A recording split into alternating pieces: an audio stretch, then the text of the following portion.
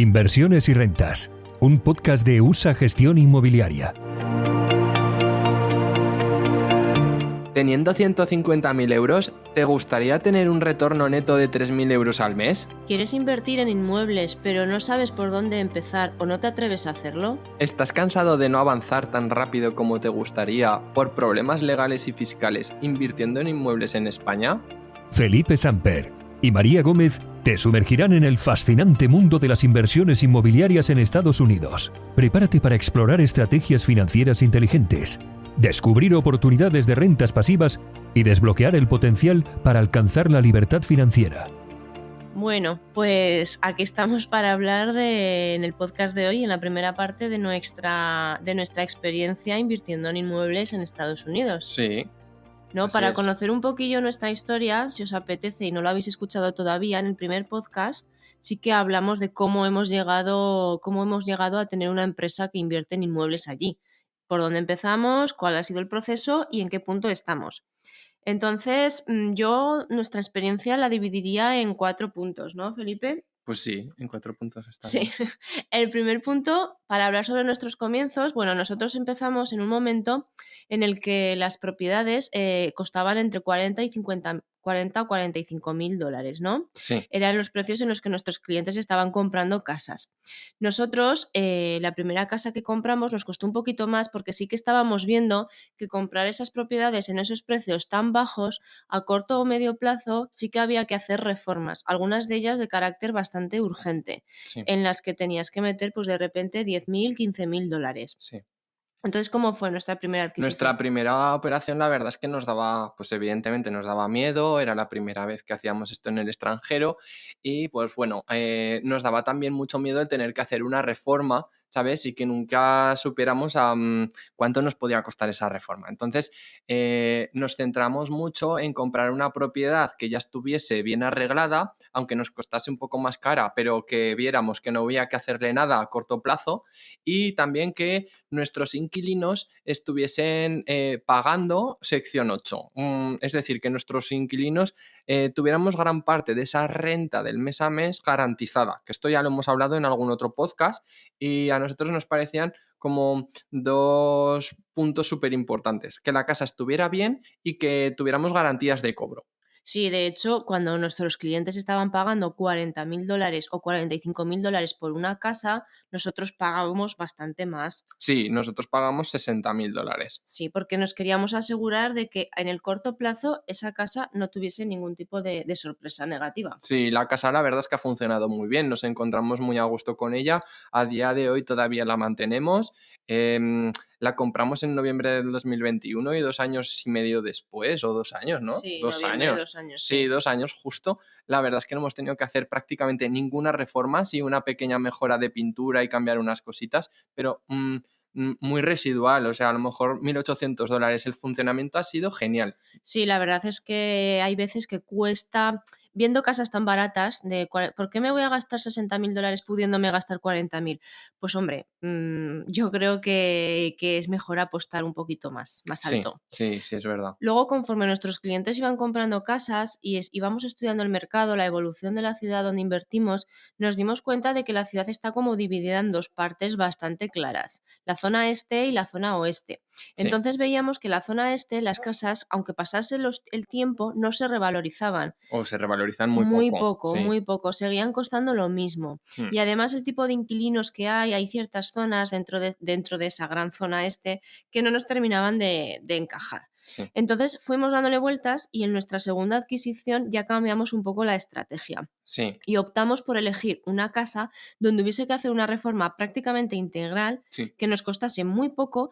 Al costarnos poco y hacer una reforma tan grande pudimos negociar muchísimo el precio, pero invertirlo en una zona mejor, Sí. que es en la zona oeste. Sí, las 2 propiedades que tenemos están bien alquiladas, una es 975 y la otra 925 dólares y estamos la verdad que muy contentos. En ambos casos pues tenemos estas 2 propiedades, la inversión total en la primera fue 60.000 dólares, en la otra 1 año y pocos meses después fueron otros 61, 34 en la compra y 27 en la reforma. Y la verdad es que, claro, ahora tenemos 2 casas que están prácticamente nuevas y nos están generando un retorno prácticamente de $2.000.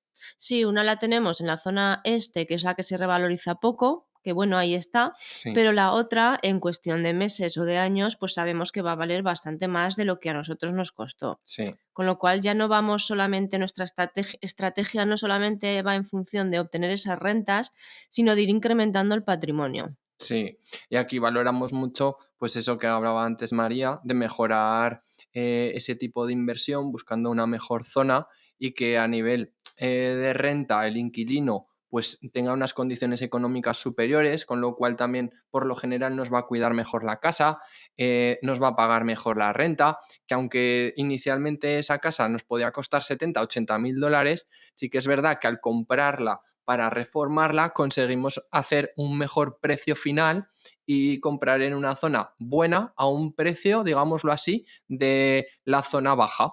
Entonces nos salió muy bien. Sí, esto nos lleva al tercer punto en el que estamos valorando, de hecho, vender nuestra primera casa, Sí, ¿no? sí, la verdad es que el tercer punto es algo que lo hemos ido como ha nacido con la experiencia que hemos ido cogiendo. Al final, ¿cuál es nuestra idea ahora?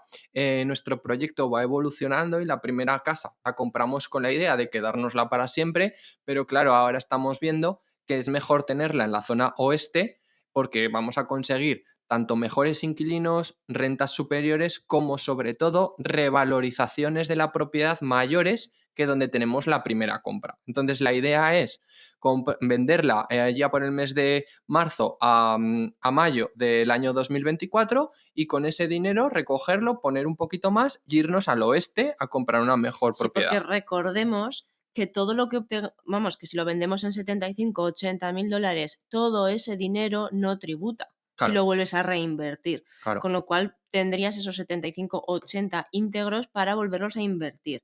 así es. Y si pones un poquito más, pues bueno, pues ya optas a una casa, pues como hemos hablado en otras ocasiones, ya en torno a unos 100.000 dólares, pues en una mejor zona, con unos mejores inquilinos, una renta más alta y que además se va revalorizando pues a marchas forzadas. Claro, el Y cuarto punto y sería realmente que, perdona María que te he sí, pues interrumpido. no, eso, el Ah, vale, cuarto ibas a punto es, pasar ahí. sí, Por perdonar. El cuarto punto, cuando tengamos todo esto y esto ya ocurra y materialicemos la venta de esta primera propiedad para cambiarla por una mejor, al final ya ese cuarto punto lo que vamos a entrar es posteriormente a financiación bancaria. Al final ya tendremos una sociedad que tendrá un valor cercano a los $200.000 y con ese patrimonio podemos conseguir pues que esta entidad bancaria nos preste a lo mejor 150, 140, 160 y ya volver a comprar otro par de propiedades, ¿vale? Entonces ya entraríamos en el momento en el cual el cash flow que generaríamos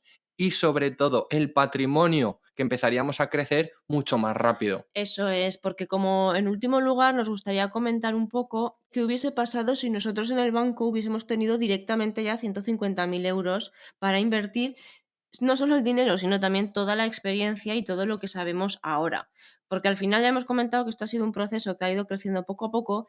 Nosotros hemos ido comprando cada casa conforme hemos generado ese ahorro, Sí, con lo cual la película habría cambiado bastante si hubiésemos tenido 150.000 euros en el banco. sí, Para empezar, no habríamos comprado solamente una casa con ese dinero. claro, Hubiéramos ido al banco y hubiéramos pedido una hipoteca. Y ya no tendríamos 150.000, ya nos tendríamos pues 500.000, claro. Y con eso ¿vale? ya. Y con eso es diferente, porque con esos 500.000 no optas a una casita de 40.000 dólares que te puede dar cualquier problema en cualquier momento, sino que optas a 5 casas de 100.000 cada una con unas rentas de entre 1.400 y 1.600 dólares. Claro. Entonces, la Perfecta, película sí, cambia. sí, y perfectamente con esas rentas es que te quedan fácilmente $5.000 limpios al mes y claro, descontado hipotecas, descontado todo, seguros y mantenimiento de todo. Y aparte del cash flow que se te está quedando mes a mes, es que estamos diciendo que al comprar esas casas en unas zonas muy buenas,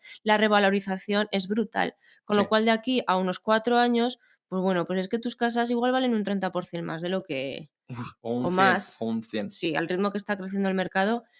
Al Sí, final, el mercado es algo, un ser vivo, va evolucionando, no podemos preverlo, solamente lo que podemos hacer es estudiarlo, cómo va cambiando, cómo va a ir adaptándonos. Sí. Y eso es lo que estamos intentando hacer. Sí, y pero es que realmente para que muchas veces lo hemos visto en alguna ocasión, hemos adquirido propiedades en la zona oeste, que es la zona buena, digámoslo así, propiedades que hace un año o hace año y poco nos costaron $50.000 y 8 meses después las hemos vendido en $80.000, ¿vale? Esto ha sido en el paso de 8 meses, eso sin hacerle nada a la propiedad. Estaba el mismo inquilino, alquilada en $850, no hicimos nada, comprar y vender. Y ese cliente con esa operación tuvo pues es que esto vamos hablando que entre alquileres y beneficio por la venta estamos hablando de $35.000 sin tributar. Y ese señor pues pudo volver a invertir todo ese dinero otra vez en la zona oeste. Mientras que otras propiedades que las compró en un precio parecido, a la vez, en la zona este, hoy como mucho en 50-55 compradas, hoy como mucho las puede vender en 62. Y han pasado ya año y medio. Claro. Entonces cambia mucho la película. Sí, así es. Bueno, en el top 3, ¿con qué te quedarías, Felipe? Bueno, pues que hay que tener una estrategia clara, tanto a corto como a medio y largo plazo.